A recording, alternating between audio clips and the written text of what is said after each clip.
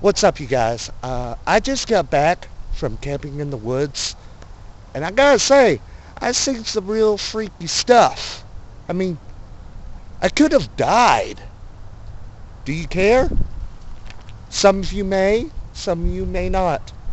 Some of you may like, ha ha, he almost died. But seriously, from now on, when you go camping in the woods, you gotta be on the lookout for this freaky stuff. So, I guess I'll be reviewing The Cabin in the Woods.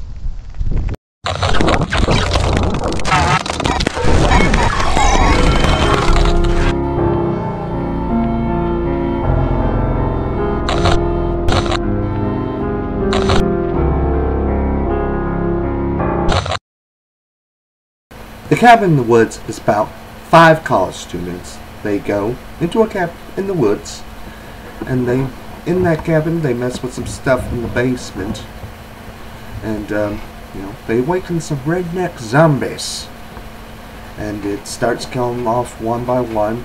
But one of them actually killed themselves by jumping from one cliff to another, but hits a wall that you can't even see until the explosion. And this was while they were trying to escape after like the first death. And they all get killed until there's like 2 of them left. And they find this place and they see all these freaking creatures like, spiders, zombies, clowns, unicorns, a whole bunch of different supernatural stuff. Some you wonder, well, how is this a supernatural figure? And they go and they actually kill all these people in this building because they're the ones who sent these zombies to kill them. And they go to the end. They go to the very end of the building, and they find out that they were sacrifices. You see, who they were like a certain sacrifice, like the stoner, jester, the nerd, scholar, the girl, one of the girls, virgin, jock. I forget what they called her, I forget.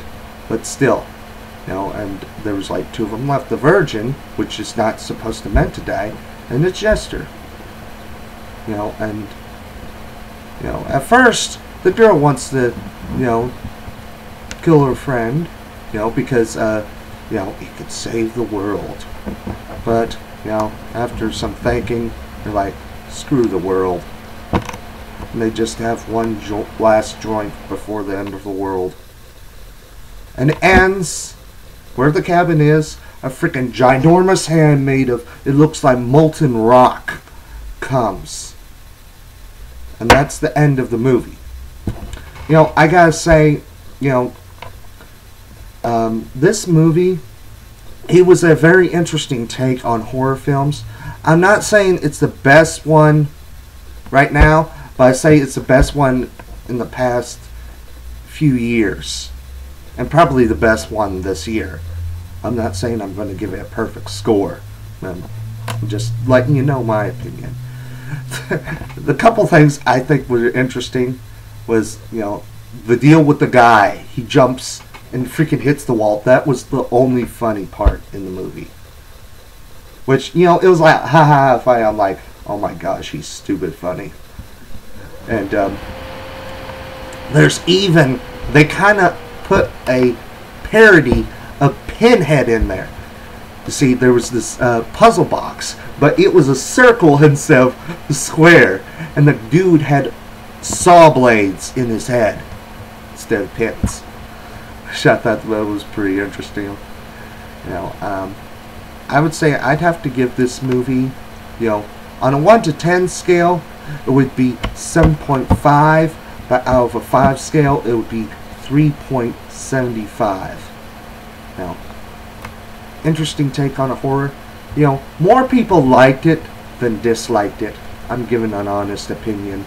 I'm not saying it's the worst, but very few people hated it. And you don't know what's happening until like the last part of the movie. It's not what you expect, but I'm not saying it's It's a waste of a movie. It's worth a watch, you know. Especially it being probably the best horror movie this year. You know, it's not like horror that I grew up on. So, well, I guess I'll see you until I do my next review for HORRORRAMA, which I might do tomorrow. I don't know. You'd have to find out. I'm Jimmy. Until next time, bye.